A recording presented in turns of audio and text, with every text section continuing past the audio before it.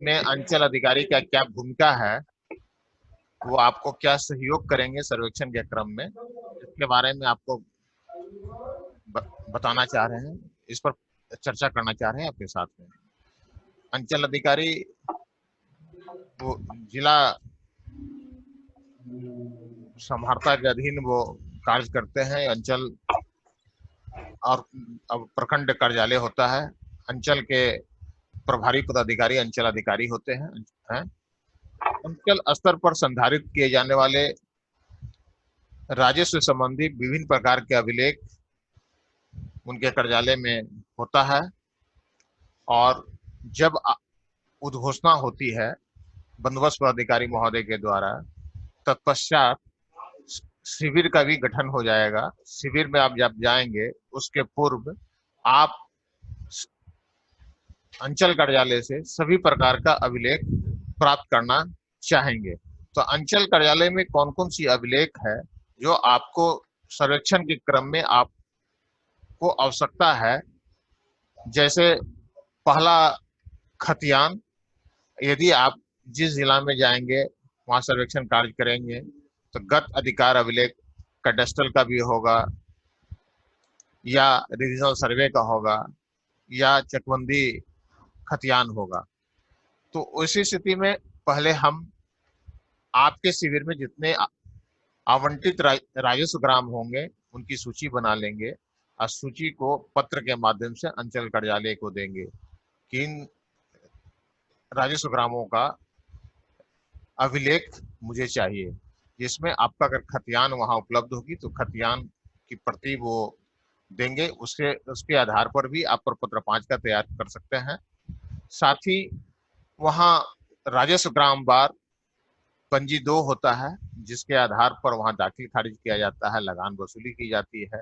तो वो पंजी अभी वर्तमान में सभी अंचलों में डिजिटाइज कर दी गई है। डिजिटाइज कर ऑनलाइन मोटेशन या ऑनलाइन लगान का कार्य उसी के आधार पर किया जाता है। तो उसकी सॉफ्ट कॉपी भी आप वहां से प्राप्त कर सकते हैं। वे इसी पंजी 2 के आधार पर आप जब स्वघोषणा आपके द्वारा शिविर में लिया जाता है तो उसका सत्यापन किया जाता है उसी पंजी 2 से। तो वहां पंजी 2 संधारित होती है। साथ ही वहां गर्भजनवा आम मालिक की भी सूची होती है राजस्व ग्राम वार, उसकी भी प्रति आप अंचल कार्यालय से लेंगे। अंचल अधिकारी ये आपको उपलब्ध कराने में उनकी अहम भूमिका होगी। फिर वहां बंदोबस्ती की होगा, गृहस्थल योजना के अंतर्गत वहां बंदोबस्त की जाती है, उसकी भी पंजी संधारित होती है। साथ ही वहां बास्किट पर्चा से संबंधित भी पंजी होती है, जो रैयती जमीन की पर्चा निर्गत किया जाता है अंचल अधिकारी के द्वारा। BPST 1947 के अंतर्गत अंचल अधिकारी बास्किट पर्चा निर्गत करते हैं। उन जो पर्चा निर्गत होती है उसकी भी वहां पंजी का संधारण किया जाता है। साथ ही वहां एक सैरात पंजी होती है।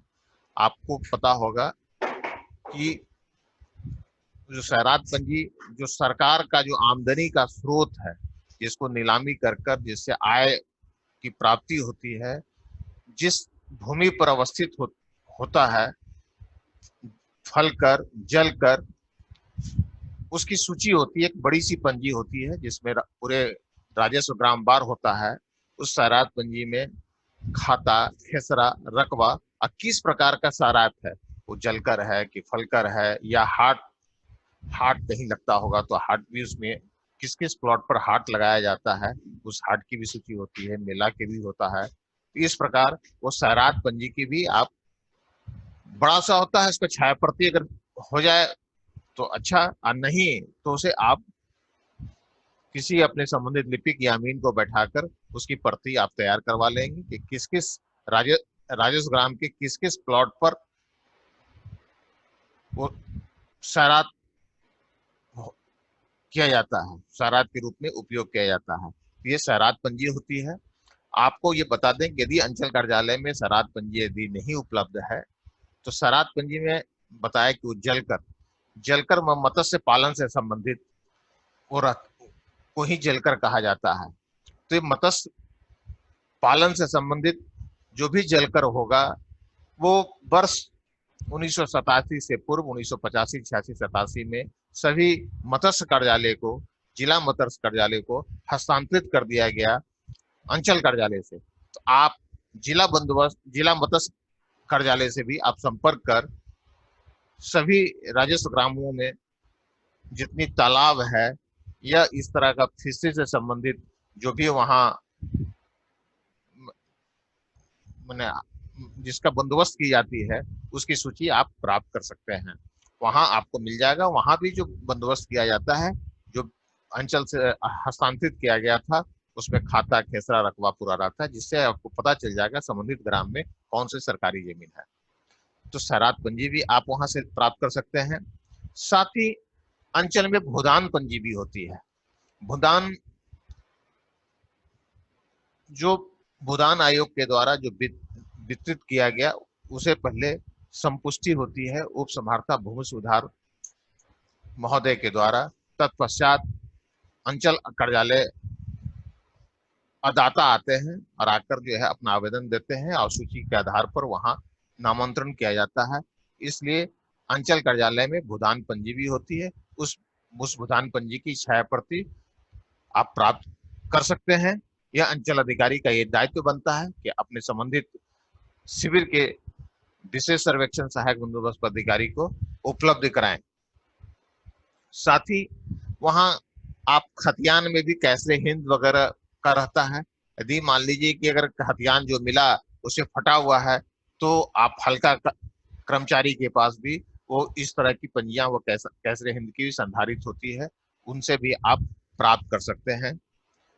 तो साथ ही अंचल अधिकारी का मुख्य दायित्व है कि जब आप लोक भूमि से संबंधित अगर आप सुनवाई करते हैं तो उसी स्थिति में अंचल अधिकारी को भी पक्षकार बनाएंगे। अंचल अधिकारी आकर अपनी पक्ष एवं साक्ष्य के साथ उपस्थित होंगे। जब आपको आपत्ति आएगी, कोई रैयत आएंगे कि भाई ये बास्केट पर्चा के द्वारा मुझे मिला है, तो अवश्य अंचल अधिकारी को भी बनाएंगे। साथ ही जब बास्केट पर्चा का होगा तो पूर्व का जो अधिकार अभिलेख होगा वो रैयती भूमि के रूप में होगा। तो इसी स्थिति में अंचल अधिकारी से आप सत्यापित कर लेंगे कि आप ये इस रैयती भूमि का जो बास्केट पर्चा दिया गया है, क्या ये आपके द्वारा दिया गया है कि नहीं।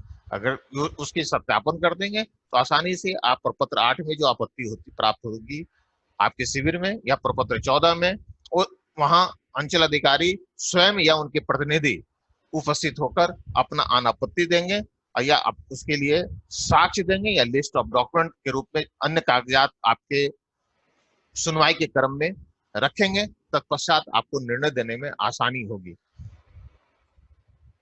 साथ ही जब शुरू में जब किस्तवार आप करेंगे तो वहां भी अंचल अधिकारी का दायित्व बनता है, उनकी भूमिका बनती है। जब ट्रांजैक्शन आप फिक्स करते हैं या यूनिक बाउंड्री का निर्धारण करते हैं, उसी स्थिति में अंचल कार्यालय के अंचल अधिकारी को ये पता होता है कि हमारे अंचल का सरहद कहाँ है, सीमा कहाँ है, और जहां अंचल का सरहद होगा या सीमा होगा उसे सटे वो राजस्व ग्राम होगा। तो उसी स्थिति में वो स्वयं या उनके प्रतिनिधि भी बता सकते हैं कि हमारा इस राजस्व ग्राम का यहाँ सीमा समाप्त हो रही है, यहाँ ट्रांजेक्शन है या पूर्व का ट्रांजेक्शन यहाँ था। वहाँ राजस्व कर्मचारी होते हैं प्रत्येक हल्के में, वो आपका वहां भी अंचल अधिकारी की ये भूमिका है कि आपको सहयोग प्रदान करेंगे। अगर कहीं इस तरह का अगर संशय की स्थिति है कि हमारा ट्रांजेक्शन फिक्स होने में दिक्कत हो रही है, जानकारी नहीं मिल रहा है, तो उसी स्थिति में अंचल कार्यालय को सूचना देकर वो स्वयं आकर या उनके प्रतिनिधि आकर इस ट्रांजेक्शन का जो लोकेशन है उसमें खोजने में सहयोग प्रदान करेंगे। यहाँ भी अंचल अधिकारी का दायित्व है। साथ ही अंचल में विवादित भूमि की भी सूची होती है, उसकी भी सूची आपको प्राप्त हो सकता है। आप वहां जब बिहार भूमि विवाद निराकरण अधिनियम 2009 आया तो वहां एक निर्देश गया था राज्य स्तर से कि सभी अंचल अधिकारी विवादित भूमि से संबंधित एक पंजी का निर्धारण करें और साथ ही समय समय पर प्रत्येक शनिवार को वहां अंचल थानेदार और अंचल अधिकारी के साथ प्रत्येक थाना में एक भूमि विवाद से संबंधित भी लोक अदालत लगाया जाता है निपटारा के लिए। तो वहां उसकी भी पंजी संधारित होती है। अगर जब आप सर्वेक्षण कार्य प्रारंभ कर रहे हैं तो उसी स्थिति में उन पंजियों की से आप अगर छाया प्रति लेते हैं या जानकारी प्राप्त करते हैं, तब आपको काफी आसानी होगी सर्वेक्षण कार्य करने में। साथ ही वहां एक मिसलिनियस रजिस्टर भी होती है, वो पंजी 8 में होता है, जिसमें विभिन्न प्रकार का माने उसमें जो उनके द्वारा लगान निर्धारण हो या आपका दर रैयत का आवेदन पत्र जो प्राप्त होता है, आवेदन उसको ग कहते हैं। जब धारा 48 के तहत अगर आवेदन आती है कि रैयती अधिकार घोषित करने के लिए, तो आवेदकों के द्वारा जब दिया जाता है वो भी वहां एंट्री होती है। उसकी भी छाया प्रति आप लेंगे तो उससे भी आपको पता चलेगा कितने बटाईदार थे, उनके द्वारा अंचल अधिकारी के द्वारा कितने उस अधिभोगी रैयत के रूप में उसकी घोषित की गई है दर रैयतों के बारे में, वो आपकी सूची वहां मिल जाएगी। इस तरह का ये सभी पंजियां वहां से प्राप्त आप कर सकते हैं और यह अंचल अधिकारी का ये दायित्व है।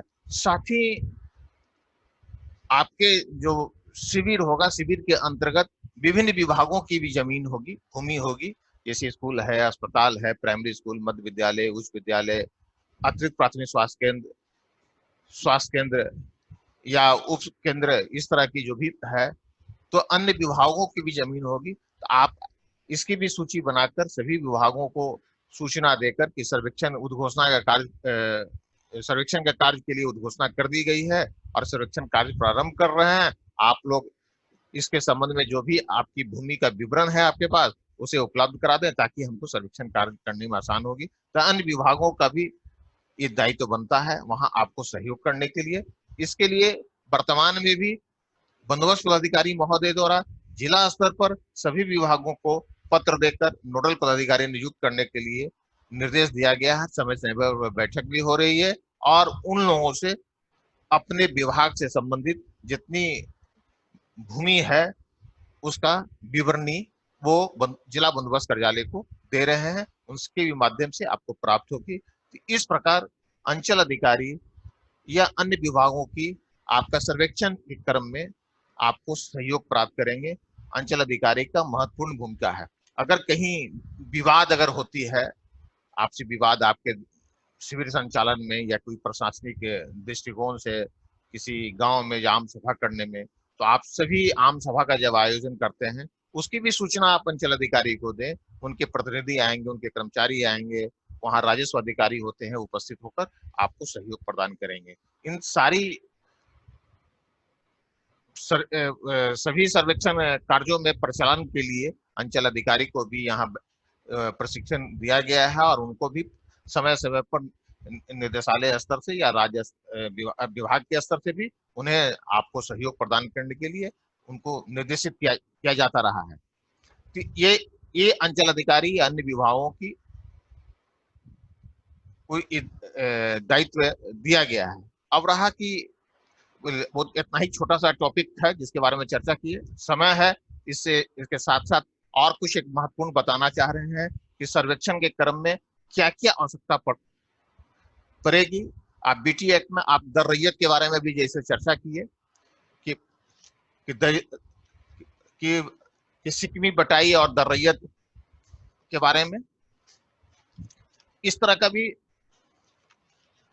खतियान आपको जब कैडेस्ट्रल सर्वे मिलेगा या रिविजनल सर्वे का जब मिलेगा, उसमें सिकमी बटाई का खाता अलग होता है या अविधारी का नाम बाएं तरफ में रहेगा। खाता नंबर, यदि उदाहरण के तौर पर बता रहा हूं मैं कि खाता नंबर 5 है, अवधारी राम सिंह पिता मोहन सिंह, साकिन फलाना, खेसरा 245, अब भूमि का रकबा हो गया 2 एकड़ 50 डेसिमल, और ये दाहिने तरफ में आप कैफियत कॉलम होता है, उसमें लिखा रहेगा कि सिकमी रैयत मोहन सिंह। आपको इस तरह का मिलेगा। जब सिक्किमी रैयत का मिलेगा तो उसी स्थिति में आप क्या इस पर कैसे आप उसका निर्णय लेंगे, इससे संबंधित आपको कुछ हम चर्चा करना चाह रहे हैं कि आपका बिहार काश्तकारी अधिनियम 1885 के अंतर्गत धारा 48 से लेकर ए बी सी डी जो महत्वपूर्ण धाराओं हैं जिसके बारे में बता दें। तत्पश्चात फिर आपको सर्वे में, स्पेशल सर्वे में क्या इससे सहयोग मिलेगा उस पर चर्चा हम करेंगे और आपको बताना चाहेंगे।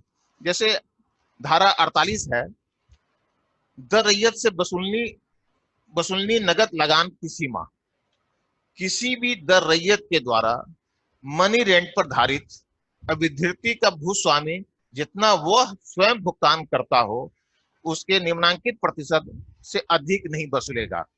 जब दर रैयत के द्वारा निबंधित लीज या इकरारनामा पर भुगते लगान भुगते हो तो 50% से ज्यादा नहीं रहेगा। अगर किसी अन्य मामले हैं तो 25%। यदि किसी भूस्वामी के भूखंड कि किसी अंश विशेष को दर रैयत धारित करे तब उस अंश विशेष अनुपातिक देय लगान का ही दर रैयत भुगतान करेगा। साथ ही इसमें है, यदि किसी होल्डिंग में आने वाले भूखंड विभिन्न गुणवत्ता के हों तब दर रैयत से लिया जाने वाला अनुपातिक लगान बीज विधि से परिगणित होगा। आपका जो दर रैयत होगा, जो लगान वो देते हैं, उसके बाद आगे वो है 48A क्या कहता है कि दर रैयत से वसूलनीय उत्पादन लगान प्रोड्यूस रेंट। अगर कोई रैयत है उसको खेती करने के लिए वो दिया, समझ गए, दर रैयत क्या है कि एक रैयत दूसरे रैयत को अपनी इच्छा से या अनिच्छा से अगर जोतने के लिए देता है, उसके बदले में वो लगान या अनाज के रूप में जो रैयत देता है, ऐसे रैयतों को सिकमीदार रैयत कहते हैं या बटाईदार रैयत कहते हैं। आप समझ लीजिए। तो उसी स्थिति में क्या है भाई कि 48A क्या कहता है बिहार काश्तकारी का, 48A दर रैयतों से वसूलनीय उत्पादन लगान। जब कोई रैयत अपने द्वारा धारित भूमि का लगान उत्पादन में विभाजन करके वस्तु के रूप में देता है तब भूस्वामी जिसके अधीन वह भूमि पारित करता है, भूमि धारित करता है, तब दर रैयत से ऐसी भूमि के उत्पादन के 7/10 से अधिक लगान नहीं ले सकेगा। ठीक है क्या भाई, 7/10 से अधिक लगान नहीं ले सकेगा। लैंडलॉर्ड जो है 13 भाग लेंगे और नहीं, लैंडलॉर्ड जो है 7 भाग लेंगे और जो रैयत है, दर रैयत जो है वो 13 भाग अपने पास रखेगा। एक यही कहता है, आप समझ लीजिए। जब अगर कोई भी रैयत अगर उसे बटाई जोतने के लिए देता है तो वो अगर अनाज लेता है तो अनाज लेगा तो उसमें क्या होगा भाई कि जो मालिक होगा, रैयत हो गए, वो 7 भाग लेंगे और 13 भाग रैयत अपने पास रखेगा। और भूसा जो होगा, भूसा वगैरह होगा है, वो उसमें रैयत का अधिकार नहीं होगा, वो दर रैयत जो सिकमी बटाईदार होंगे उसे रखेंगे। ये बिहार बीटी एक्ट का सेक्शन 48A कहता है। अब आइए 48C क्या कहता है, ये जान लीजिए, बहुत महत्वपूर्ण चीजें हैं जो आपको सर्वे में जरूरत होगी। 48C दर रैयतों के द्वारा ऑक्युपेंसी अधिकारों का अर्जन, जो दर रैयत होंगे वो जोतेंगे, उनका ऑक्युपेंसी राइट कैसे प्राप्त होगा उसके बारे में ये डिफाइन किया गया है।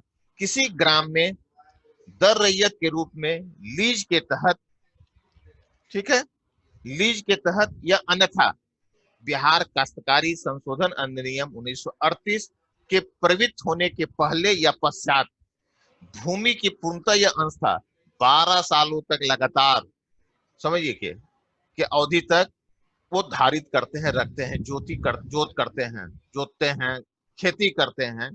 तो इसी स्थिति में ऐसे धारित उस भूमि की उक्त अवधि के समापन पर मान लिया जाएगा कि जो जोतने वाला रैयत है, दर रैयत है, उनको ऑक्युपेंसी राइट बनता है, वो उसके मालिक बनेंगे। ठीक है, मगर किसी भूमि के बतौर दर रैयत धारण की अवधि के बावजूद किसी दर रैयत को निम्नांकित कोई ऑक्युपेंसी अधिकार नहीं सृजित नहीं होगा। इसमें कुछ कंडीशन दे दिया है कि अगर उसी स्थिति में जो जमीन जोतेंगे बटाई, उनको अधिकार नहीं प्राप्त होगा। ठीक है, वो 12 साल तक वो जोत रहे हैं। आप अपने गांव में, अपने घरों में अगर आप जमीन जोतने के लिए देते हैं, तो आज क्या है, हम जमीन जोतने देते हैं बटाई, तो कोई एग्रीमेंट नहीं करते हैं, कोई लीज नहीं देते हैं, हम मौखिक रूप से उन्हें जोतने देते हैं और हम उसको प्रत्येक हमारे स्थानीय स्तर पर अलग अलग प्रचलन है, उसके तहत हम उनसे अनाज लेते हैं। तो हमारा बीटी एक्ट कहता है कि जो रैयत है वो 7 भाग लेंगे, 13 भाग दर रैयत रखेगा सिकमी बटाई जोतने वाला है। अब क्लियर हो गया। अभी अब आगे बढ़ते हैं। किसी जब दर रैयत, अंडर रैयत किस परिस्थिति में वो ऑक्युपेंसी राइट अर्जित नहीं करेगा, इस पर हम चर्चा करते हैं। भूस्वामी के द्वारा चयनित तथा घोषित भूमि के ऐसे क्षेत्र में जो भूस्वामी के खेती में धारित भूमि के क्षेत्र के साथ निम्नांकित सीमाओं से अधिक नहीं हो। आपका सीमा है, बांधे हुए है। देखो, जो जो भूस्वामी है, जिससे आप खेती करते हैं, खेती के लिए जमीन लेते हैं, उस भूस्वामी का कितना जमीन होगा, उसकी सीमा है, समझ लीजिए। उसका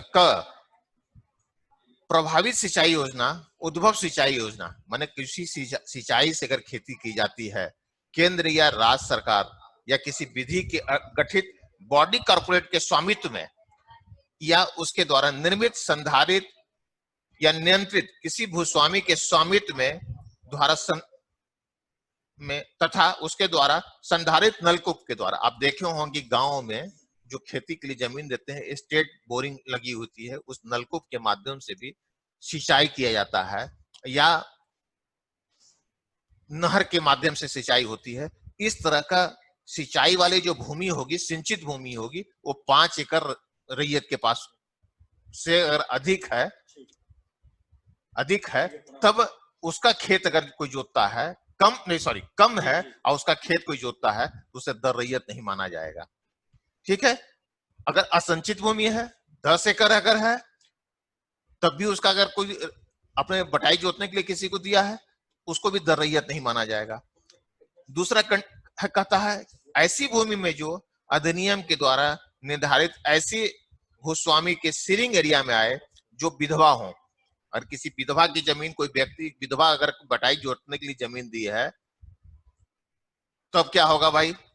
ऐसा व्यक्ति हो जो अंधा हो, मालिक अंधा है, उस मालिक जो है वो अंधा है, वो कुष्ठ रोगी है, वो पैरालिसिस का पेशेंट है, या असमान मस्तिष्क का है, केंद्र सरकार के थल सेना, वायुसेना में,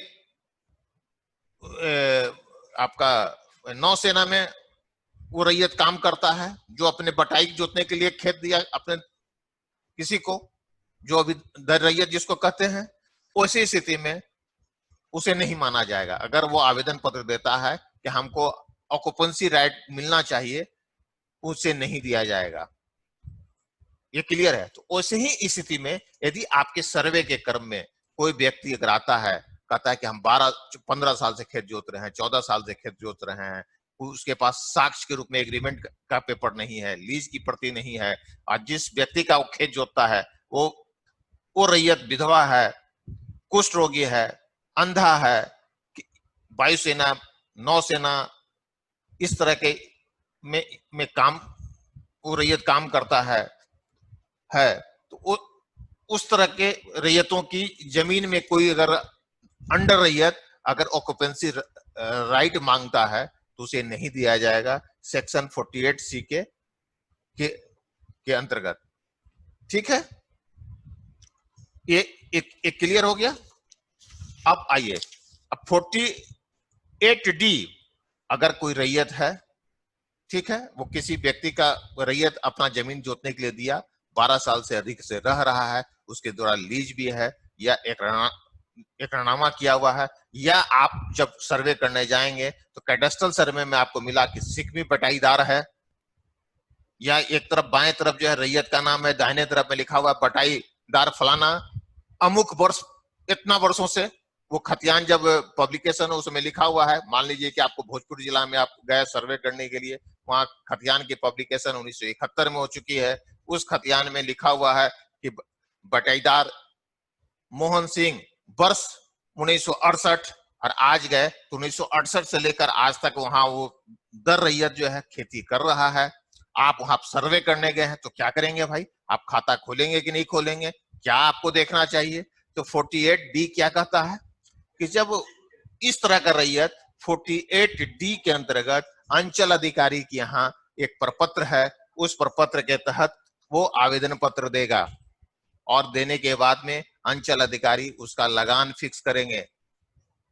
लगान क्या होगा कि जो लगान अभी है उस समय लगान था उसका 24 गुना दर रैयत उस रैयत को देगा, वो मुआवजा के रूप में, कंपनसेशन के रूप में, तब वो जाकर उसे ऑक्यूपेंसी राइट मिलेगा, वो रैयत घोषित होगा।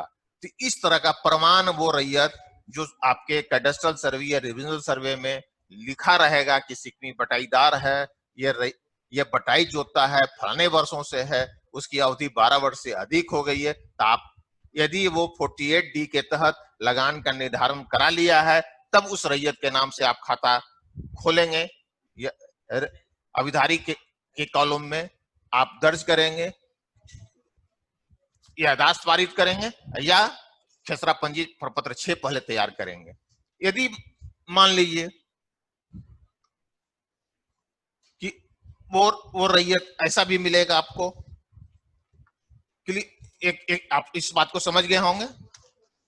साथ ही एक चीज और बताना चाह रहे हैं कि बाएं तरफ में ही बहुत सी जगह मिलेगा कि रिविजनल सर्वे में सिकमी खाता ही अलग होता है। शुरू में 1 2 3 4 का रहेगा, लास्ट में जो अनावाद सर्वसाधारण अनावाद बिहार सरकार और सिकमी खाता भी रहेगा। तो सिकमी खाता अगर है और जिस रैयत की जमीन को जोता करता था उसको 1 एकड़ से कम जमीन, 5 एकड़ से कम है, और इस रैयत के पास भी 1 एकड़ से कम है, तो उसी स्थिति में क्या करेंगे? अब देखिए, यदि किसी रैयत की जमीन पर उनकी राय से अन्य रैयत मकान बना लिया हो और उसके पास 1 एकड़ से ज्यादा जमीन भी है, ठीक है,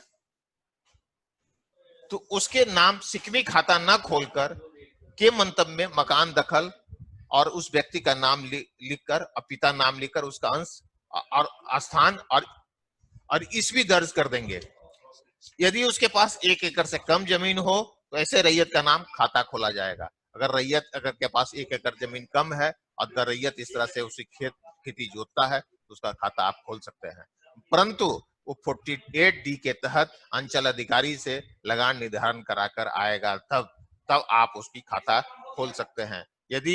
यदि कोई रैयत इस तरह के अगर दावा प्रस्तुत करता है कि नहीं मेरा खाता खोल दीजिए, तो आप नहीं करेंगे, नहीं खोलेंगे, उसको 48D के तहत उसे कराना है।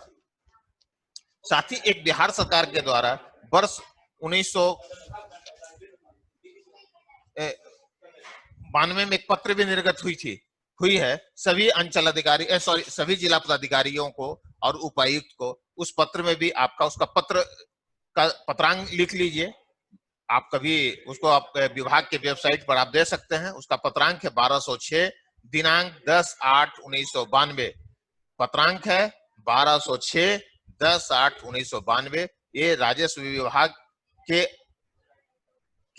सरकार के सचिव के द्वारा ये निर्गत किया गया है। सभी प्रमंडलीय आयुक्त और सभी जिलाधिकारी को निर्गत किया गया है। उस पत्र में भी यही है कि उसको पढ़कर आपको सुना देते हैं संक्षिप्त रूप में, आप उसे सुन लें। 11 मार्च 1992 से प्रवृत्त हो जाने के बाद भी बिहार काश्तकारी अधिनियम की धारा 48 घ के प्रावधानों के अंतर्गत दर रैयतों को रैयती हक प्रदान करने के मामले में कतिपय संशय तथा दुविधा राजस्व पदाधिकारियों को है।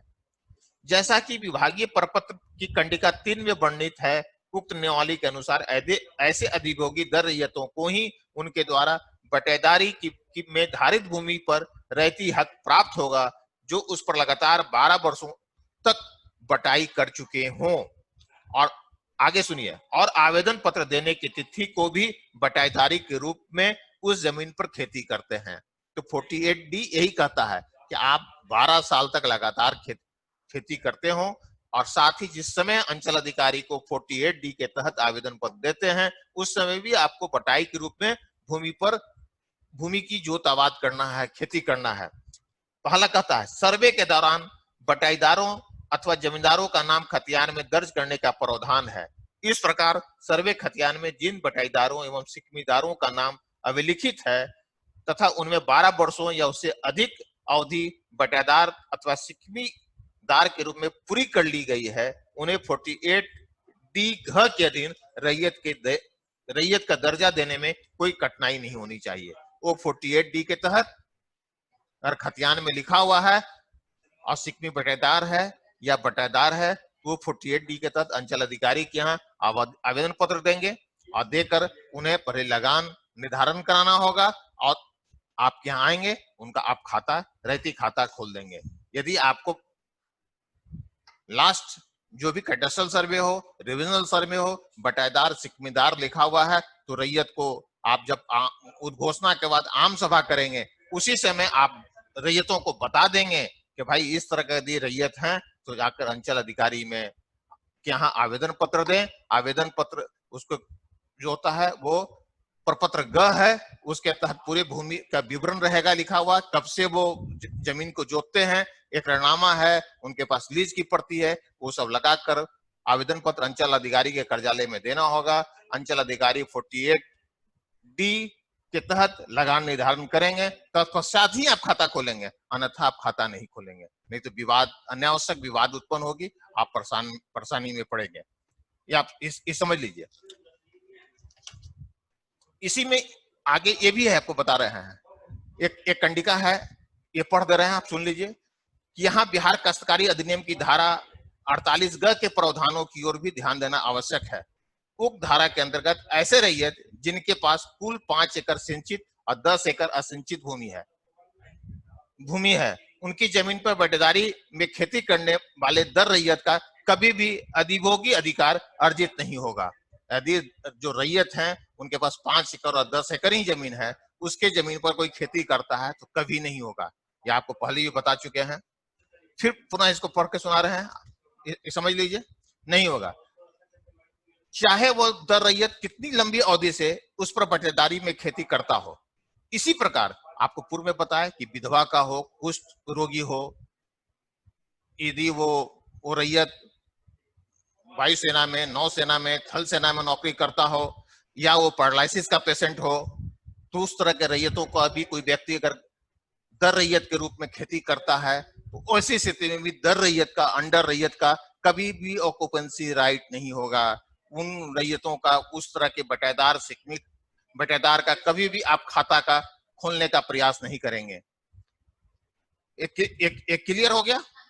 अब आइए एक चीज और आपको नई चीज बता रहे हैं कि आप लोग गत जो सेशन चल रहा था उसमें भी आप लोग चर्चा किए थे कि नदी के अंदर में चला गया वो जमीन, और कैडेस्ट्रल सर्वे में वो रेती जमीन थी, नदी के मार्ग बदलने में वो नदी के अंदर में चला गया। तो उस स्थिति में जब आप स्पेशल सर्वे करने जाएंगे तो नदी से बाहर चलाएगा, तो वहां बिहार टेंडेंसी एक्ट के 1885 सेक्शन 52A इस पर थोड़ा सा चर्चा कर देते हैं ताकि आपको सर्वेक्षण के क्रम में इसका उपयोग कर सकते हैं।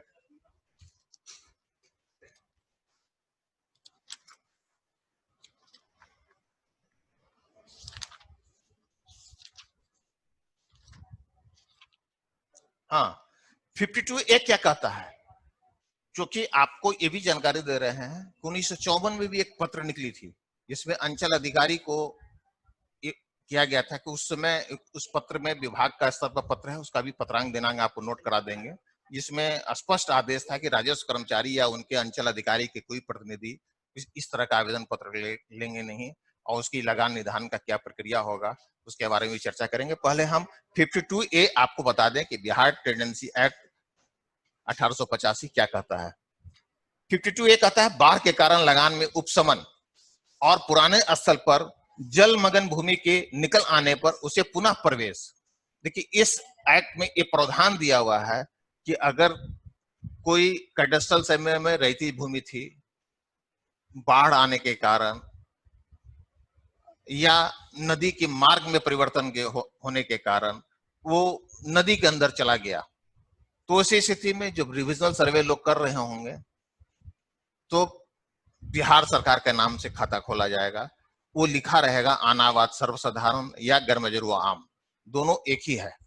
तो उसी स्थिति में वो प्लॉट नदी के बिहार नदी किस्म भूमि नदी लिख देंगे, वो खेसरा जो नदी के अंदर पूरा गया एक ही खेसरा का निर्माण होगा, एक ही नंबर पड़ेगा किस्तवार के क्रम में, वो अलग अलग टुकड़ा में नहीं होगा, ये आप समझ लीजिए। परंतु अभिव्यक्ति कॉलम में कैडस्ट्रल सर्वे में जो पूर्व रैयत का जो नाम था कि जिसका था स्वामित्व था, वो साक्ष्य प्रस्तुत किया, वो आप उसको दर्ज कर देंगे। जब वो नदी से बाहर आएगा तो उसी के आधार पर पुनः फिर इसी सेक्शन 52A के तहत अंचल अधिकारी के यहाँ वो पुनः आवेदन पत्र देगा और देकर जो है उसकी लगान में उस समय उपशमन होगी, फिर लगान उससे लिया जाएगा। ये प्रावधान किया गया है इसी 52A के अंतर्गत। और उसी स्थिति में जब आप सर्वे करेंगे, मान लीजिए कि अभी जहां जिस जिले में आप सर्वे करने जा रहे हैं वो रिविजनल सर्वे में वो रहती जमीन थी, अभी वर्तमान में नदी के अंदर चली गई है, तो आप स्पेशल सर्वे में आपका एरियल एजेंसी जो मानचित्र दिया होगा उसमें आपको पूरा नदी दिखेगा। तो नदी दिखेगा भाई, जब आप स्थल पर जाएंगे उस गांव में सर्वेक्षण करने जाएंगे तो उसके आप कोई बहुत सा प्लॉट ऐसा भी होगा कि आधा नदी में चला गया आधा बाहर है, तो आधा जो बाहर होगा रैयत का अधिकार होगा, जो नदी के अंदर चला जाएगा वो नदी माना जाएगा और बिहार सरकार माना जाएगा। तो उस है तो फिर आप जब स्पेशल सर्वे में जब खाना पूरी करेंगे तो जितनी जमीन अंदर चली गई है नदी के अंदर में तो बिहार सरकार मैंने अनावाद सर्वसाधारण या गर्मजरुआ आम खाते की होगी और भूमि किस्म में नदी लिखेंगे और बगल अभिव्यक्ति कॉलम में जो पूर्व रैयती जिस रैयत का था उसका नाम और उसका प्लॉट नंबर लिख देंगे, ताकि वो पता चले कि जब अगर मार्ग परिवर्तन के बाद उसके पुनः वो लगान देना चाहे तो लगान देकर उसका स्वामित्व उसका बना रहेगा। ये है। इसमें भी कहता है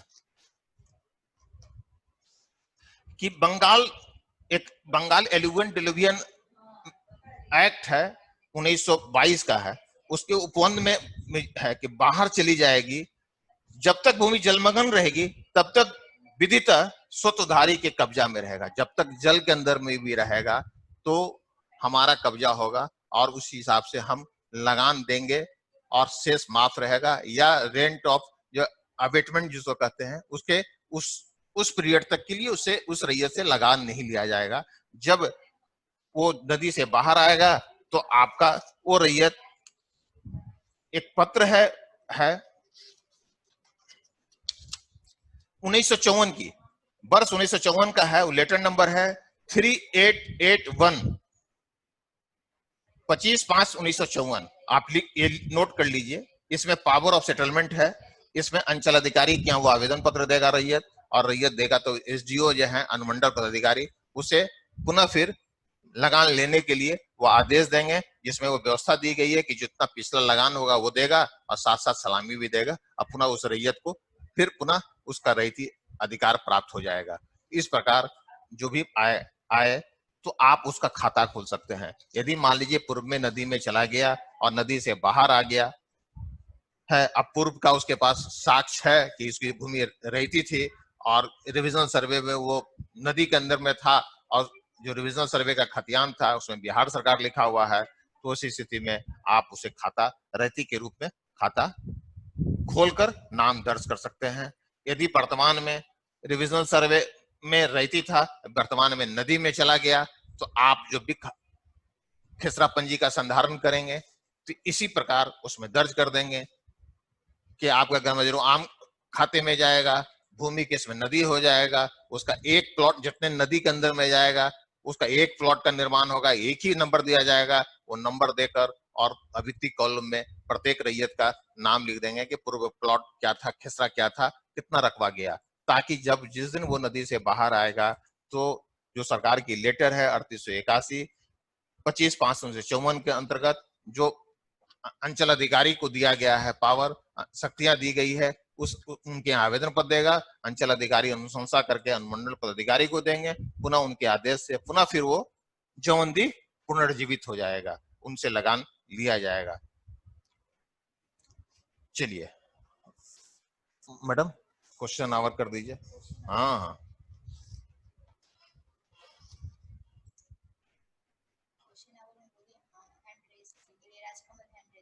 हाँ हैंड रेज, राजकमल जी बैठ जाइए अच्छा रहेगा।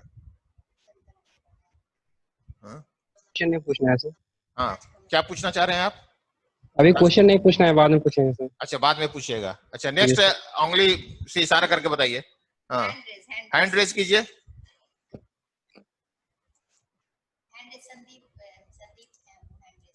संदीप जी। यस सर, मेरा क्वेश्चन था सर, था। क्या आपका क्वेश्चन था संदीप जी? कनेक्ट नहीं हो पा रहे हैं संदीप जी।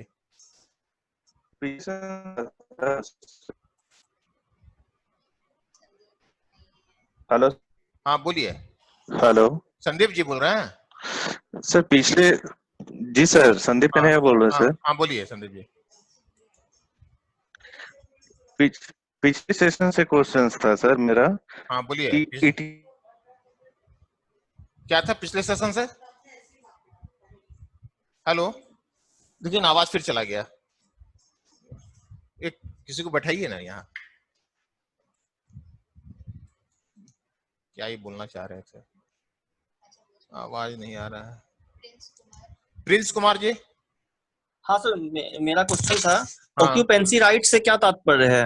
और 12 वर्षों तक लगातार खेती करते हैं, उसे ऑक्यूपेंसी रैयत माना गया है। ये बीटी एक्ट के अंतर्गत उसके तहत उसको क्या मिल जाता है? कौन सा राइट मिल जाता है? ऑक्यूपेंसी राइट तो मिल गया, बट उसके तहत उसको क्या चीज मिलेगा? आप अगर बटाई जोतते हैं तब इसकी यहाँ पर इसकी लाभ मिलेगी, मगर परंतु जिस रैयत की जमीन आप जोतते हैं वो रैयत अंधा है, बहरा है। नहीं, मैं वही जानना चाहता हूँ क्या लाभ मिलेगी।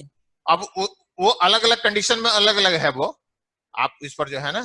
हाँ और दूसरा क्वेश्चन सर, खाता खोलने से क्या तात्पर्य है? खाता खोलने से मतलब वो उस आदमी का हो जाता है?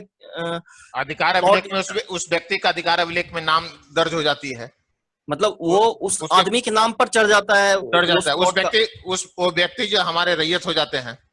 अच्छा, वो अब रैयत बन गए। हाँ रैयत बन गए, खतियान में उनका नाम हो जाएगा। अधिकार अभिलेख जो आप निर्माण करेंगे उसमें उसका हो जाएगा। Okay sir, thank you. चलिए नेक्स्ट। गौरव कुमार। गौरव।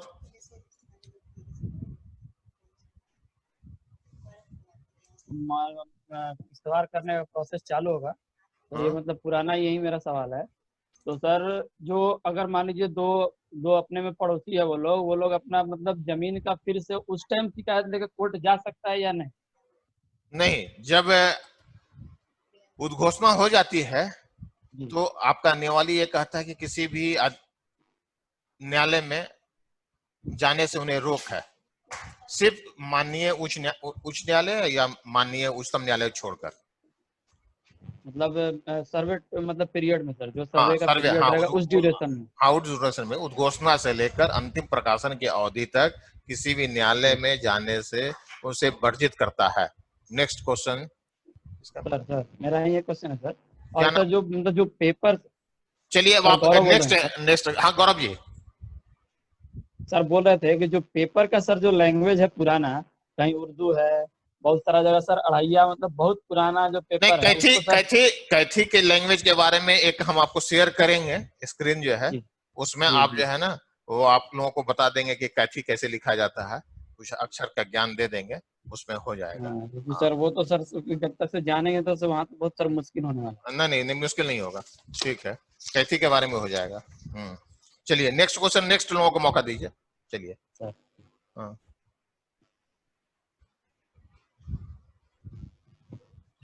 किसका है? अरे मैडम आपको बैठना पड़ेगा।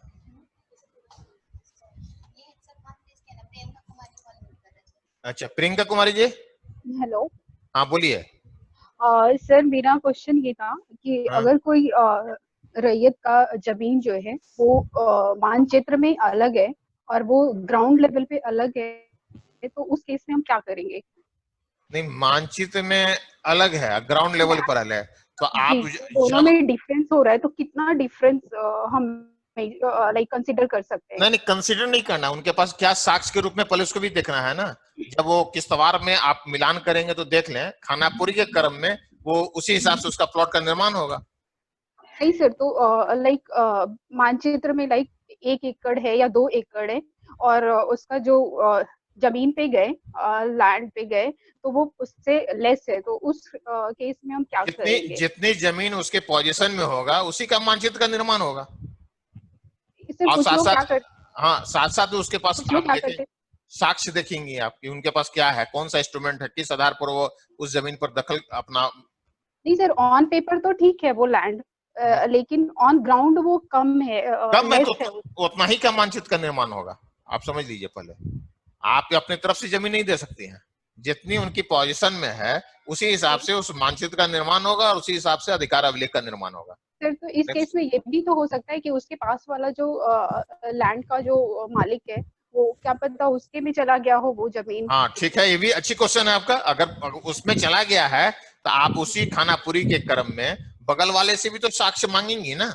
उनके पास क्या साक्ष्य है, जो साक्ष्य से ज्यादा अगर रखे हुए हैं, जो उनके पास विक्रय पत्र हो या पुराना खतियान अधिकार अभिलेख में प्लॉट नंबर 5 यदि है, उस प्लॉट में उसका 20 डिसमिल रकबा है, वो 22 डिसमिल पोजीशन किए हुए हैं, बगल वाले का अगर 2 डिसमिल कम रहा है तो 2 डिसमिल के हिसाब को उधर देकर जो है मानचित्र का निर्माण कर देंगे।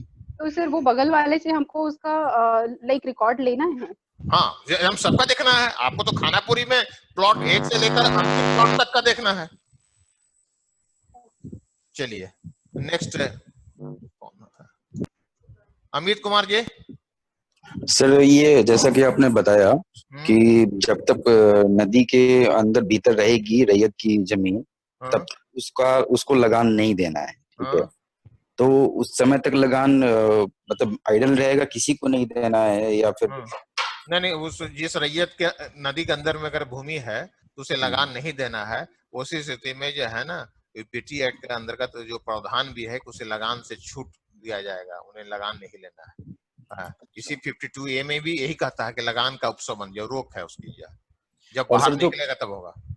और सर जो प्लॉट की जो बाउंड्री हम लोग देखते हैं, जो मेड़ बने होते हैं गाँव में, उनकी कुछ थिकनेस होती है क्या, मतलब कुछ थिकनेस नहीं है। बहुत लोग तो जो क्यार है, मेड़ है, उसे चौड़ा कर देते हैं, मगर हमारा उसके जो रकबा, उस प्लॉट का जो उसका कितना एरिया है और उसके पास जो साक्ष्य है, उसके आधार पर मानचित्र का निर्माण करते हैं या मिलान भी करते हैं, सत्यापन करते हैं, उसी हिसाब से खानापुरी करते हैं। नेक्स्ट इंटरसिक कौन है? पिंटू को नहीं, आवाज कर। हाँ, अनंत कुमार जी। जी सर, बोलिए।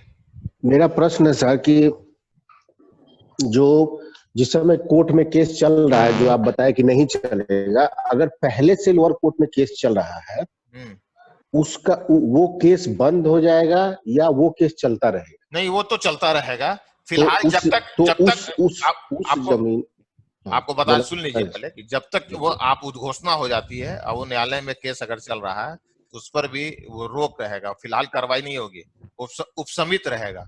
फिलहाल आप जो डिसीजन देंगे उसके बाद अंतिम अधिकार अभिलेख का निर्माण कर लेंगे, पुनः वो न्यायालय का जो आदेश होगा उस हिसाब से लागू होगा। तो मेरा आदेश को कोई पार्टी अगर उसके फेवर में गया तो उसको कोर्ट में प्रोड्यूस करके वो जजमेंट को प्रभावित कर सकता है? हाँ, वो करेगा। वो तो बाद में ना होगा, जब अंतिम अधिकार अभिलेख का निर्माण हो जाएगा उसके बाद जो है, यस, उसके बाद जो न्यायालय का आदेश होगा वो पुनः फिर लागू होगा। एक और क्वेश्चन सर, जब आप नहीं, अभी एक question sir, last. Occupancy act में जब किसी को रैयत बना देते हैं तो रैयत का जो अधिकार है कि वो जमीन दूसरे को बेच भी सकता है, चाहे कुछ भी, वो उसको मिलता है क्या? नहीं, यहाँ नहीं मिलता है। मतलब वो जो 12 साल जोतने के बाद भी उसको बेचने का अधिकार नहीं मिलता है? ना, बेचने के अधिकार नहीं मिलेगा वो। Thank you sir, thank you sir. चलिए, नाजिर हुसैन जी।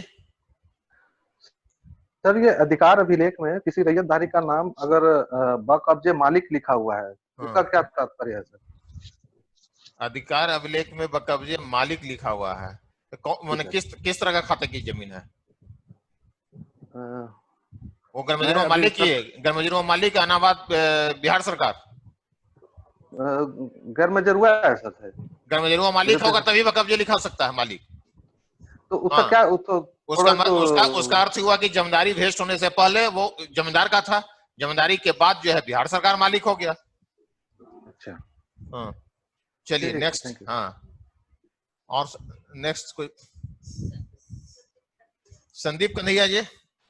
Yes sir. हाँ बोलिए। संदीप कन्हैया बोल रहे थे। हाँ बोलिए। जैसे अभी के डेट में मेरा कोई जमीन जोत रहा है सर, तो हम उससे मतलब ये कहे आपकी 12 साल तक लगातार अगर वो जोतता है तो उसके बाद उसका मतलब राइट ये हो जाता है कि जमीन उसके नाम से खाता खुल सकता है। लेकिन हम अगर ये मतलब अपना प्रिकॉशन तो ये रख सकते हैं कि उससे 11 साल तक ही उससे जोत में दें, फिर से नया कॉन्ट्रैक्ट उससे साइन करें। आपको ये पता है कि उसके साथ लीज भी होना चाहिए या कोई एग्रीमेंट का पेपर होना चाहिए? सिर्फ 12 साल जोतने से नहीं होगा, कुछ साक्ष्य तो देगा ना वो कि वो उसके पास लीज और एग्रीमेंट कुछ साक्ष्य होगा, तभी वो आवेदन पत्र वो प्रपत्र गव में देगा, तभी अंचल अधिकारी बीटी एक्ट के 48D के तहत लगान निर्धारण करेंगे। तो आपको ये भी बता दें कि साथ साथ ये बताया कि पुराने कैडेस्ट्रल सर्वे में बटाई या सिकमी खाता लिखा हुआ है, तो आज 40 साल हो गया। तो इस क्रम में बीच में 48D के तहत आवेदक जो है रैयत जो है दर रैयत आवेदक के रूप में वो अंचल अधिकारी क्या देंगे, तो एक तो साक्ष्य हुआ, इंस्ट्रूमेंट मिल गया ना कि विगत अधिकार अभिलेख में रैयती दर रैयत के रूप में उसका नाम अंकित था, सिकमी बटाई में अंकित था, इसलिए लगान निर्धारण उसका होगा और दखल कब्जा है तो अंचल अधिकारी लगान निर्धारण करेंगे। Next question. Thank you sir. Payal Kumari ji हैं? पायल जी, चलिए पायल कुमारी जी। अगर कोई भूमि का बदलान हुआ है और कई वर्षों से वो उसका दखलकार हो गया है, तो क्या उसका खाता दर्ज किया जा सकता है? बिल्कुल किया जा सकता है। बदलान जो निबंधित होती है इंडियन रजिस्ट्रेशन एक्ट 1908 के अंतर्गत बदलान का भी निबंधन होता है। हम आप दोनों बदले हैं, मेरे पास जो भूमि थी वो आपको दे दिए और आपके पास जो भूमि थी मुझे मिल गया, तो अंचल अधिकारी के यहाँ दोनों आदमी बिहार म्यूटेशन एक्ट 2011 और निवाली 2012 के अंतर्गत बदलान भी एक इंस्ट्रूमेंट है, वो डीड उसके आधार पर अंचल अधिकारी महोदय के यहाँ दाखिल खारिज कराएंगे। दाखिल खारिज कराने के बाद दोनों का नामांतरण अलग अलग हो जाएगा, भूमि का अंतरण हो जाएगा और तब रसीद कटेगी। उस आधार वो रैयत रखे हुए तो देगा। यदि मान लीजिए कि रैयत म्यूटेशन नहीं कराया और प्रपत्र 14 आप में वो देता है, तो उस स्थिति में भी आप खाता खोल सकती हैं, आपका अधिकार है। हाँ, दोनों रैयतों का परिवर्तन कर देंगे। ये नहीं कि एक रैयत से लेकर जो है उनके नाम पर खाता खोल दिया, दूसरे का छोड़ देंगे तो दिक्कत हो जाएगी। जब भी होगा तो बाद में कोई विवाद नहीं हो सकता है? कोई विवाद नहीं होगा, निबंधित होना चाहिए। चलिए नेक्स्ट राजकुमार जी। आप राजकुमार सर। हाँ बोलिए सर। मुस्लिम समुदाय में ठीक है, कोई अगर जीवित व्यक्ति है, अगर उसका पुत्र के द्वारा दावा की जा रही है अधिकार अभिलेख के लिए, तो क्या खोला जा सकता है? एक चीज बता देते हैं, मुस्लिम लॉ में जब तक पिता जीवित है तब तक उनसे शरीर से उत्पन्न व्यक्ति पुत्र या पुत्री किसी का भी अधिकार नहीं है। तो हमारे हिंदू सक्सेशन एक्ट में जैसे ही हम बालिग होते हैं उससे ही हमारा अधिकार स्वतः जनरेट हो जाता है। मैंने पिता भी एक अंश हो जाते हैं और उनके एक बेटा है तो उनका भी अंश हो गया, उनकी पत्नी का भी हो गया। मगर मुस्लिम लॉ में ऐसी नहीं है, जब तक उनका देहांत नहीं होगा तब तक उनका अधिकार उत्पन्न नहीं होता है। चलिए नेक्स्ट दूसरे को मौका दीजिए। नेक्स्ट एक क्वेश्चन सर। आप अपना चैट बॉक्स में डाल दीजिए, उसका जवाब हम दे देंगे। आप अपना नाम चेंज कर लीजिए, वो आपके 09E29C39 लिखे हुए हैं, वो अपना कृपया नाम लिख दें। चलिए नेक्स्ट किनका है? प्रेरणा बर्णवाल। प्रेरणा बर्णवाल जी, क्या प्रश्न आपका? सर सिकमी बटेदार और बटेदार में क्या डिफरेंस है? क्या बोली आप? सर सिकमी बटेदार और बटेदार में क्या डिफरेंस है? दोनों सेम है। एक रैयत दूसरे को जमीन जोतने के लिए इच्छा या अनिच्छा से अगर देते हैं और नगद या अनाज के रूप में लेते हैं तो दर रैयत हो गए। वो अंडर रैयत वो सिकमी बटेदार भी बोलते हैं या दर रैयत भी बोलते हैं या बटेदार भी बोलते हैं। सर एक और चीज, सर ऑक्यूपेंसी राइट सिर्फ जुताई वाले जमीन के लिए होता है या फिर अदर कॉमर्शियल लैंड ये में भी अप्लाई होगा? हाँ वहां भी होगा, तो उसके लिए फिर अलग है, उसके लिए अलग एक्ट में प्रावधान है। अभी हम लोग स्पेशल सर्वे पर बात करें। हाँ चलिए नेक्स्ट। एक ये हाथ उठा रहे हैं, ये कौन है देखिए तो, क्या नाम है? 88 है, बहुत बार जैसे उसी कीजिए, नहीं उसी को कीजिए, एक क्रम बार से करते हैं, किसी को कीजिए। हाँ विजय, बीना कुमारी जी, बीना कुमारी जी। हाँ हाँ हाँ बोलिए, आपको मौका दिया जा रहा है, अनम्यूट कीजिए। हाँ बोलिए।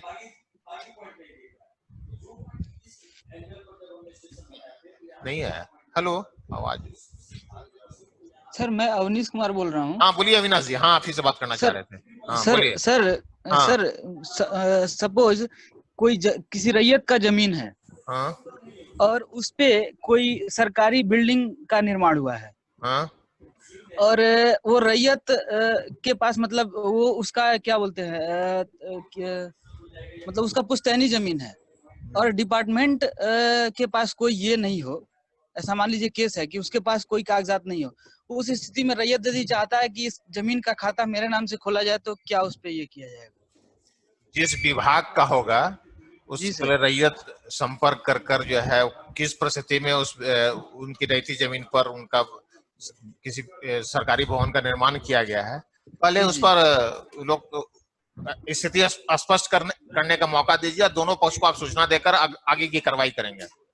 आप जब खाता खोलना है। हाँ सर एक और इसी प्रकार ये है, ऐसा भी होता है जी कि पूर्व में लोग को नहीं जानकारी थी, वो दान नहीं कर सके, महामहिम राज्यपाल महोदय को और मौखिक सहमति पर प्रखंड विकास पदाधिकारी या जिला पदाधिकारी या उप विकास आयुक्त के महोदय के द्वारा किसी स्कीम के तहत वहां भवन का निर्माण कर दिया गया। अब मालूम है कि उस भवन का निर्माण 50 वर्षों से पहले हो चुकी है, 20 वर्ष पहले हो चुकी है, 10 वर्ष पहले हो चुका है, उस स्थिति में उस विभाग का खाता खुलेगा। अब आज वो उनकी नियत बदल गई, उनके वो जो व्यक्ति थे उनके पिताजी दान दिए, अब बेटा कह रहा है कि मेरा खाता खोल दीजिए, उस स्थिति में खाता नहीं खुलेगा। चलिए और सर एक ये है कि यदि खतियान में नेक्स्ट लोगों को मौका दीजिए, रहने दीजिए। सर एक छोटा सा पुष्पलता जी, आप अपना चैटिंग बॉक्स में डालिए अपना प्रश्न को। चलिए पुष्पलता जी, प्रेरणा बर्णवाल भी है। Yes sir. हाँ बोलिए। सर ये खाता खोलने का प्रोसेस जो है ये रिपीटेड प्रोसेस है या एक बार खुलने के बाद फिर वो हो गया, उसका खाता हमेशा के लिए खुल गया? नहीं, हमेशा के लिए अधिकार अभिलेख बन गया। जब उनके द्वारा किस बिक्री किया जाएगा या दान किया जाएगा तो ये तो अपडेशन होते रहेगा ना उनका। हाँ अभी तो आप जब सर्वे करेंगे तो एक बार खुलेगा। ये कितने दिन पे अपडेशन होता है सर? वो खरीद बिक्री पे ही है? अब जब आप उस रजिस्ट्रेशन एक्ट के तहत अगर किसी आप निबंधन कर देती हैं आप दान के माध्यम से या विक्रय के माध्यम से, पत्र के माध्यम से, तो पुनः फिर वो चेंज हो जाएगा, क्योंकि हमारा ये अधिकार अभिलेख डिजिटल फॉर्म कॉपी होगी। डिजिटल कोसी वाले एरिया में जो सर आपने बताया कि वो माफ हो जाता है टैक्स उस बीच का, तो ये कैसे पता चलेगा? वो अगर रेट बोल देता है कि मेरा 5 साल से है उस मतलब पानी के अंदर ही जमीन, तो ये कैसे पता चलेगा? तो आपको पता है ना कि जब मार्ग परिवर्तन होने से, नदी के मार्ग परिवर्तन होने से रहती जमीन अगर नदी में चला गया और जब प्रपत्र 6 का संधारण करेंगे तो आप उस गर्भजरुआ आम में नदी दर्ज किया जाएगा। अविक्ति में कैफियत कॉलम में उस रैयत का नाम और जितना रकबा गया उसका, जिस प्लॉट में पुराना प्लॉट जो था उसका दर्ज कर देंगे, ताकि जब नदी से बाहर आएगा और अंचल अधिकारी के द्वारा पुनः फिर उस पर लगान लेने का आदेश हो जाएगा, तो इस हिसाब से वो ठीक हो जाएगा। क्योंकि हम अधिकार अभिलेख जब बनाते हैं तो अंचल कार्यालय को भी देते हैं 1 प्रति। चलिए नेक्स्ट। हाँ कौन है, कोई जो आवाज उठा रहा है, कौन है, प्रश्न करना चाह रहा है?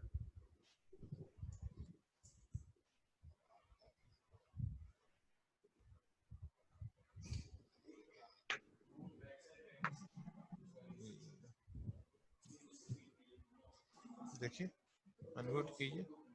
संतु कुमार हो गया, संतु कीजिए, किसी को कीजिए, मौका दीजिए। हाँ, अभिषेक कुमार जी, चलिए आइए। अभिषेक जी का क्या प्रश्न है? अभिषेक कुमार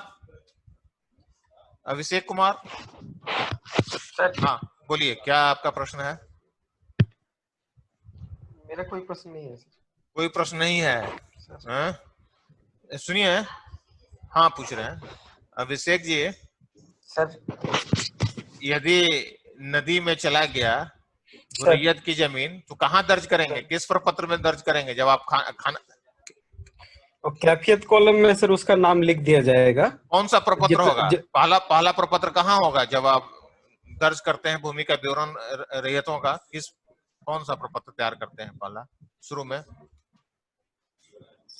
स्व घोषणा के टाइम में सर करते हैं सर। स्व घोषणा तो रैयत के द्वारा दिया जाता है।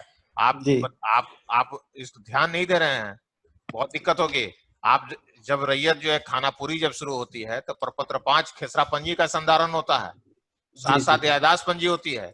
ये हमारा रैयत की जमीन अगर नदी में चला गया तो यादाश्त पंजी में नहीं आएगा, सिर्फ वो खेसरा आएगा तो वहां लिख देंगे कि ये नदी के अंतर्गत है। मगर हम प्रपत्र 6 का संधारण करेंगे तो उसमें सारी चीजें अंकित कर देंगे। जी जी सर। चलिए सर। हाँ बोलिए।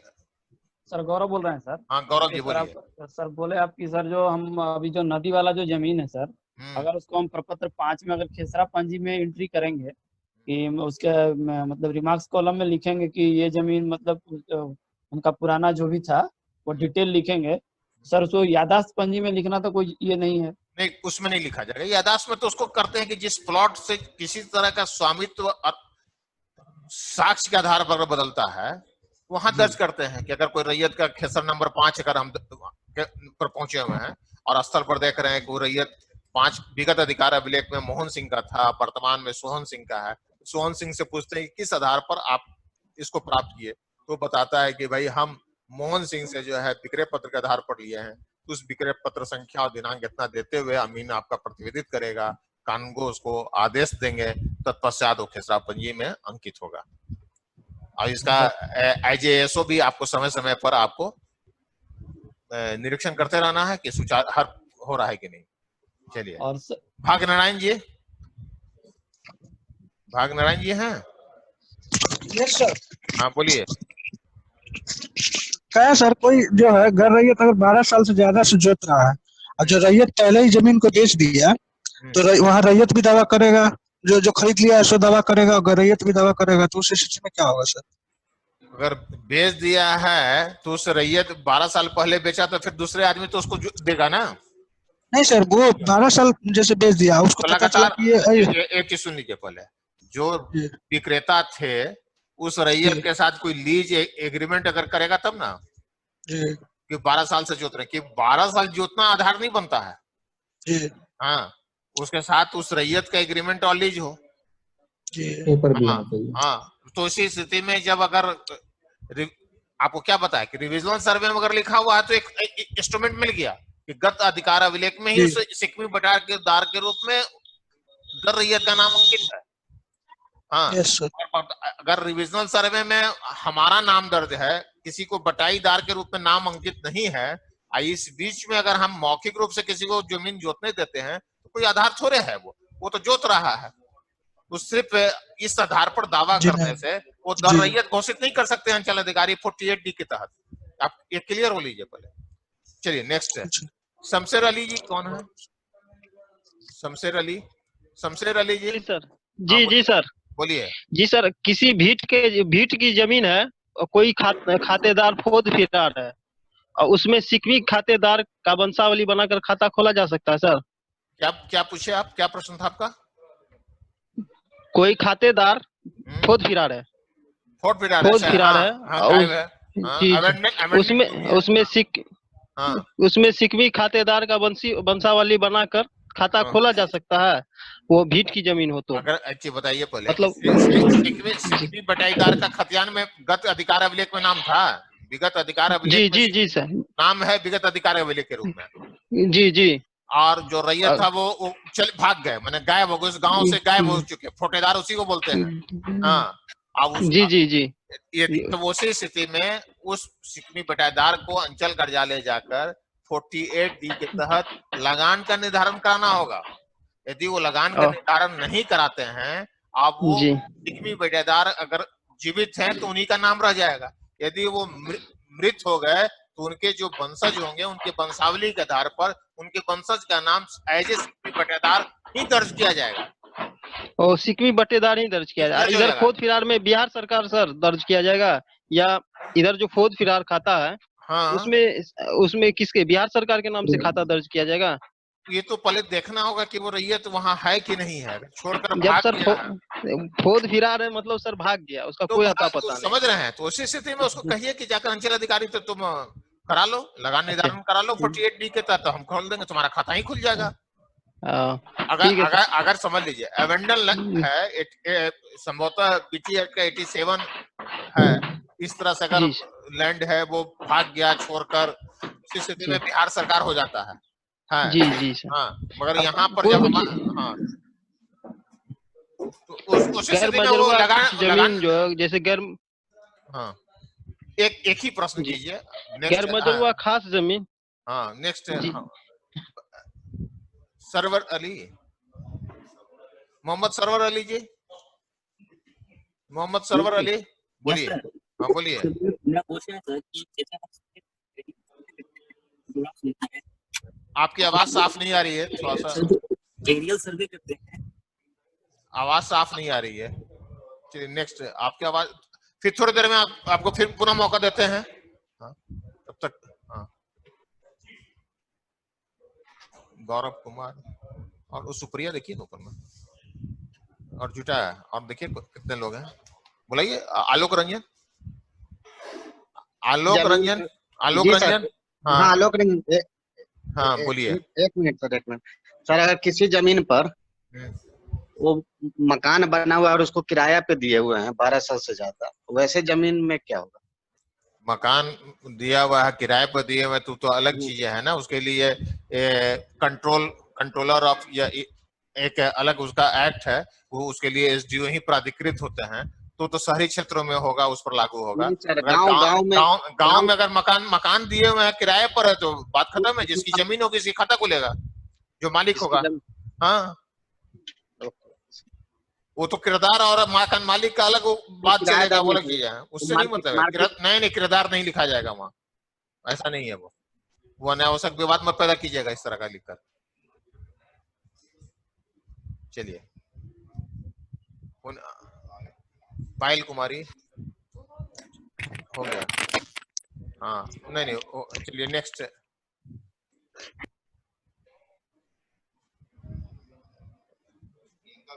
हाँ, निखिल झा जी, चलिए निखिल झा हैं, निखिल झा अनम्यूट कीजिए, निखिल झा अनम्यूट कीजिए।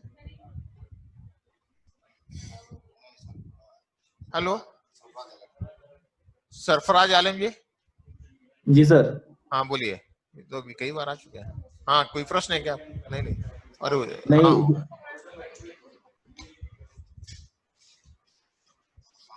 अफसाना परवीन जी। हाँ,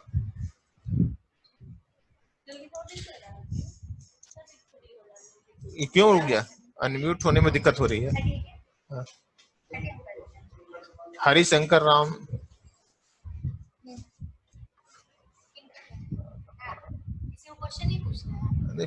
पूछना है भाई, हाथ उठाइए ना जिनको प्रश्न करना है तो। हाँ बोलिए। हाँ हाँ हाँ हाँ, सरवर अली, गौरव कुमार सरवर से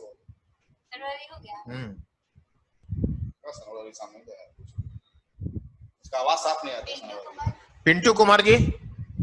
हाँ सर, विविधवार पंजी के बारे में थोड़ा बताइएगा। अरे अंचल कार्यालय में एक होता है, जैसे आपका 48D के अंतर्गत जो आवेदन पत्र दिया जाएगा वो प्रकीर्ण पंजी होती है, 8 होता है, उसमें इस तरह का जो है वहाँ उसमें दर्ज किया जाता है। उस तरह की जो आपकी प्रति वहाँ फोटोकॉपी ले लेंगे तो आपको जानकारी मिली कि अंचल कार्यालय के द्वारा कौन कौन सी लगान निर्धारण किया गया है, इस तरह का, ताकि आपको सर्वेक्षण में मिलान करने में आसान होगा, सत्यापन करने में उस घोषणा का। मुकेश विश्वकर्मा जी,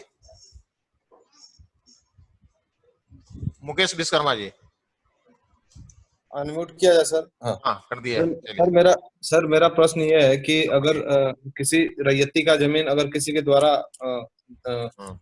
दखल कर लिया गया है, मतलब उसको कब्जा कर लिया गया है, तो उस स्थिति में क्या करना है? दखल कर लिया गया है तो किसी साक्ष्य के आधार पर किसी प्रकार दखल कर लिया गया? नहीं, दखल मतलब सर उसको जबरदस्ती उसको दिया गया है, तो जबरदस्ती दिया गया, कब्जा कर लिया है उसने। जब कर लिया है तो वर्तमान में अगर जो रैयत है, असल रैयत है, जिनके पास साक्ष्य है, उनका खाता खोलिएगा, अव्यक्ति कलू में अवैध दखलकार लिख दीजिएगा, तो फलाना आदमी जोत रहा है, सर्वे तो ही कहता है। अच्छा, और इस विवाद को सर निपटारण करने के लिए फिर कहाँ किस अधिकारी से संपर्क करना होगा रैयती को? उसके लिए भूमि विवाद निराकरण अधिनियम के तहत उपसंहारता क्या था रैयती भूमि के लिए, फिलहाल अभी तो नहीं है, तो माननीय सिविल न्यायालय में बात दायर करना होगा। जब आपका सर्वे शुरू हो जाएगा तो उस क्रम में भी जो है वो नहीं दायर कर सकता है, क्योंकि आपकी उद्घोषणा के बाद किसी भी सिविल न्यायालय में उसे जाने से रोकता है, वर्जित करता है। चलिए गौतम जी हैं, गौतम जी, चलिए गौतम जी का क्या प्रश्न है, बोलिए बोलिए। Hello hello. उसका मालिक ए है, हाँ लैंड है सर, उसका मालिक ए है और उसने अपने लैंड को किसी बी को गिफ्ट कर दिया। अच्छा। गिफ्ट करने के बाद और बी ने उस लैंड पे रजिस्ट्री भी करवा ली सब कुछ, और उसके 1 साल के बाद वो ए का डेथ हो जाता है। अब ए का जो सन है वो फिर बाद में आके बोलता है कि इस जमीन पे मेरा भी दावा है, तो वो लैंड फाइनली किसका होगा सर?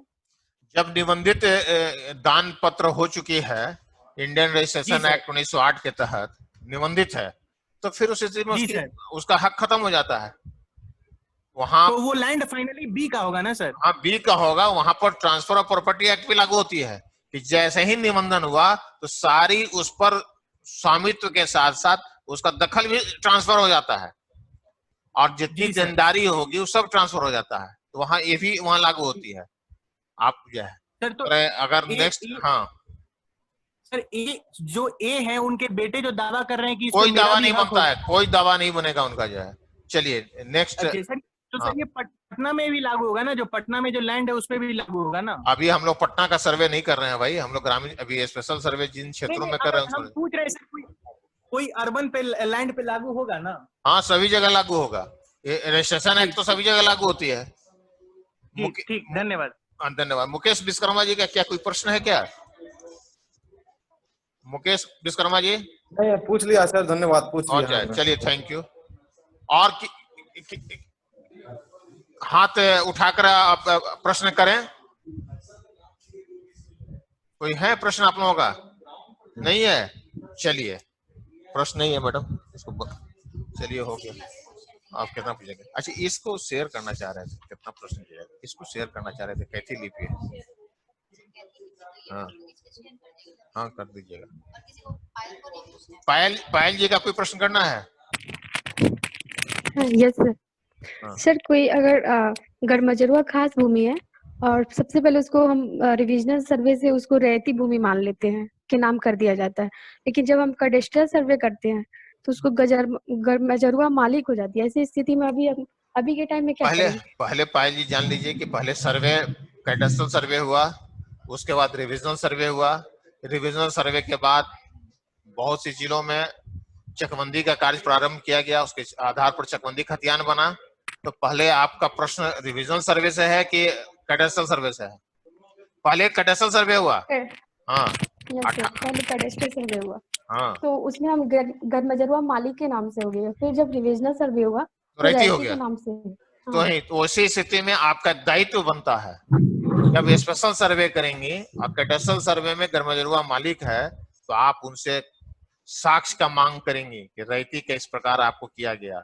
यदि वो कहता है कि नहीं, हम मुझे बंदोबस्ती के द्वारा प्राप्त हुआ है, भूमि सेटल किया गया है, तो पुनः फिर स्पेशल सर्वे बनाइएगा। और इसी तरह से इलीगल तरीके से ही वो रैयती करवा लिया है, तो आपको पूरा अधिकार है कि सरकार के हित में पुनः फिर आप उसे सरकारी घोषित कर सकती हैं, सरकारी खाते में उसको डाल सकती हैं।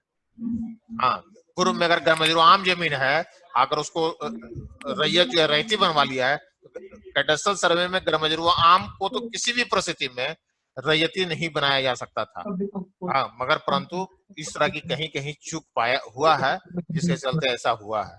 हाँ हाँ, अगर आम जमीन भी आप जान लीजिए कि डिविजनल सर्वे में आपको बताए थे बिहार लैंड रिफॉर्म का जो है एक्ट, जब आपको चर्चा कर रहे थे, उसमें 1 जनवरी 1946 कट ऑफ है। उसके पूर्व में अगर जमींदार के द्वारा, लैंडलॉर्ड के द्वारा अगर बंदोबस्त किया गया है, तभी उसे रैयती माना जाएगा। अगर मान लीजिए कि 1/1/46 के बाद अगर रैयती अगर बंदोबस्त कर दी गई है जमींदारों के द्वारा, तब BALR 1950 के सेक्शन 4H के तहत अंचल अधिकारी प्रतिवेदित करेंगे और अंचल समाहर्ता महोदय उसे रद्द कर देंगे उस जमंदी को। इसीलिए वो व्यवस्था दी गई है BLR के सेक्शन 4H में। उसी जमींदारों के द्वारा, जमींदार का क्या मंशा था कि हम ये जमींदारी उन्मूलन हो रही है, उसे विफल करना। उन्होंने जैसे ही जानकारी हुई तो जितने उनके पास जमीन थी उसे जैसे तैसे लोगों को बंदोबस्त कर दिया। बंदोबस्त कर कर वो अपनी रसीद निर्गत करने लगे, और उस समय जब वेस्ट हुई तो उस समय के तत्कालीन जो राजस्व विभाग के कर्मियों के साथ मिली भगत करके पंजी 2 का भी निर्माण कर लिए। मगर ये प्रयास यही करना है कि उसे। चलिए नेक्स्ट क्वेश्चन इनका क्या है भाई? ये आप तो प्रश्न कर चुके हैं इनका। अनम्यूट। हाँ सर, हाँ बोलिए। एक क्वेश्चन है हाँ। कि खतियान में किसी जमीन का रकबा कुछ मतलब जो X है सपोज, हाँ। और वो नक्शे पे कम या ज्यादा है, तो कौन सा प्रिवेल करेगा? मानचित्र में जो पूर्व का है उसी हिसाब से उसका प्रिवेल करेगा। समझ लीजिए पहले। हाँ चलिए ठीक है, आप लोग को बहुत बहुत धन्यवाद। आपको ये जानकारी मिल गई होगी कि अंचल अधिकारी की क्या भूमिका है सर्वेक्षण के क्रम में, और अंचल अधिकारी से क्या क्या अभिलेख प्राप्त करना है, जो बता चुके हैं। संक्षिप्त रूप में पुनः फिर बता देते हैं कि उनके माध्यम से पंजी 2 की सॉफ्ट कॉपी लेनी है, गैर मालिक की लेनी है, खैसरे हिंद भूमि की सूची लेनी है, भू आदान से संबंधित हो, सैरात से संबंधित ब्यौरा हो। अगर सैरात की पंजी वहां नहीं हो तो उसी स्थिति में जलकर से संबंधित जिला मत्स्य कार्यालय से भी आप प्राप्त कर सकते हैं। उनके पास भी पूरी भूमि का विवरण के साथ उनके द्वारा बंदोबस्त किया जाता है, इसलिए वहां भी हो सकता है। इस प्रकार प्राप्त हो सकता है।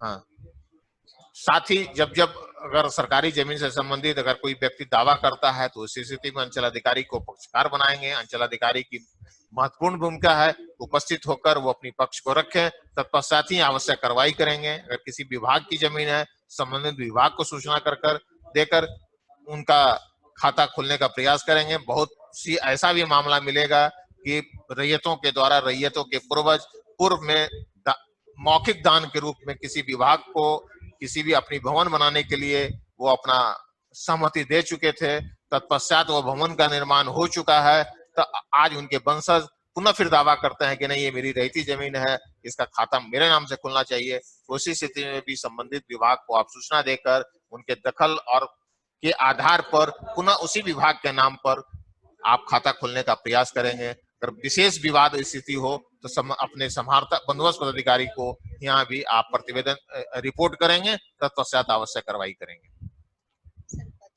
चलिए बहुत बहुत धन्यवाद आप सभी को। कराइए गौतम जी का तो प्रश्न। हाँ गौतम जी, ये तो हम लोग बैठे बैठे कर लेंगे, क्लियर हो गया, आप चिंता मत कीजिए। नहीं चलिए। अच्छा, अमृतांशु राज जी हैं, लाइन पर हैं? राजकमल जी का तो हो गया है। Hello hello. हाँ बोलिए। हाँ अमृतांशु जी, हाँ बोलिए, क्या प्रश्न है आपका? चलते चलते। सर अगर जो कोई रैयत जो है 12 साल से कोई भूमि को जोत रहा है, और उस भूमि का भूस्वामी जो है वो नौसेना या थल सेना में है और उसके पास जो है 10 एकड़ से ज्यादा जमीन है, तो उस स्थिति में क्या किया जाएगा? नहीं होगा। वो जो जमीन पटाई अगर जोत रहा है तो 48C क्या कहता है कि नौसेना में अगर रैयत है तो उसी स्थिति में जो अंडर रैयत हैं उन्हें ऑक्युपेंसी राइट नहीं मिलेगा। ये आप स्पष्ट रूप से हाँ एकदम अगर जो सर 10 एकड़ से ज्यादा जमीन दोनों क्लाउज यहाँ लागू हो गया। हाँ है वो 10 एकड़ से ज्यादा है मगर वो वायुसेना में काम कर रहा है ना। तो ये हमारा बीटी एक्ट में ये प्रावधान है कि अगर अंधा है, विधवा है, नौसेना में काम करता हो, वो पैरालाइज्ड हो व्यक्ति हो, तो उस स्थिति में उनकी जमीन पर कोई ऑक्युपेंसी राइट के लिए अगर 48D के तहत अंचलाधिकारी क्या देगा, उन्हें ये अधिकार से वर्जित करता है। 40C यही वर्जित करता है कि उस स्थिति में नहीं होगा। क्लियर हो गया? समझ गए? चलिए बहुत बहुत धन्यवाद।